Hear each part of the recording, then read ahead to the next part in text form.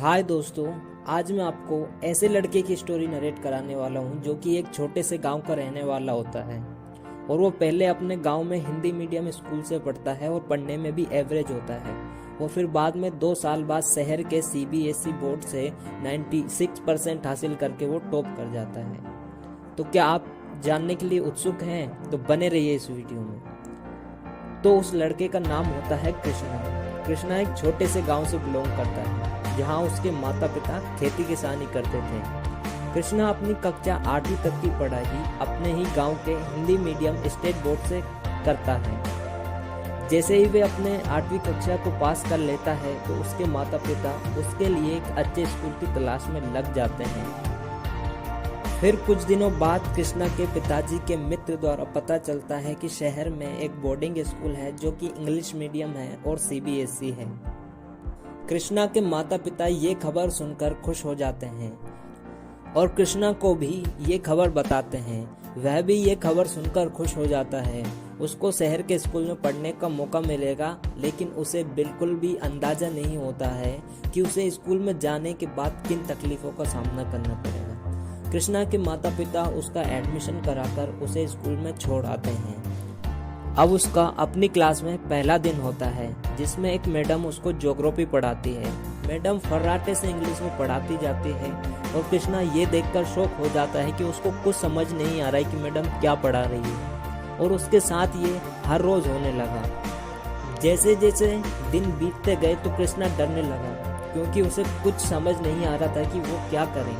वो अकेले में बैठकर रोता रहता था और बस यही सोचता रहता था कि अब मेरा क्या होगा। ऐसे ही सोचते सोचते उसके 3 महीने गुजर जाते हैं, लेकिन उसे अब भी कुछ समझ नहीं आता है कि वो क्या करे। 3 महीने बाद तो उसे नींद भी आना बंद हो गई थी और वो मेंटली डिप्रेस हो गया था।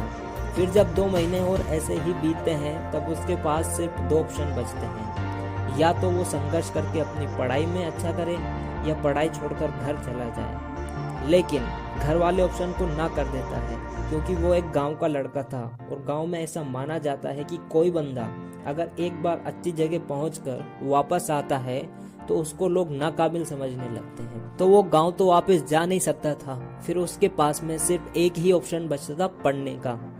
उसने फिर अपने रोने धोने को छोड़ा और पढ़ने में ध्यान देने लगा। धीरे धीरे उसे थोड़ी थोड़ी चीजें समझ में आने लगी। वो फिर धीरे धीरे पटरी पर आने लगा था।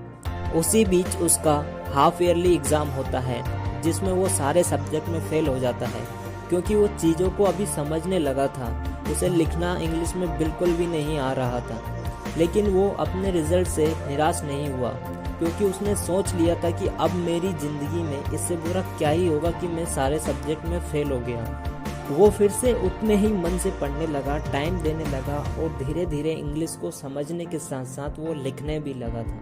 कृष्णा कुछ महीनों बाद पढ़ाई में इतना डेडिकेट हो गया था कि पहले जो वो समय अपने रोने धोने और सोचने में खराब करता था कि मेरा क्या होगा, अब वो सारा समय पढ़ाई में लगाने लगा था। ना स्पोर्ट के लिए जाता था, ना किसी एक्टिविटी में शामिल होता था, बस पढ़ाई करता था।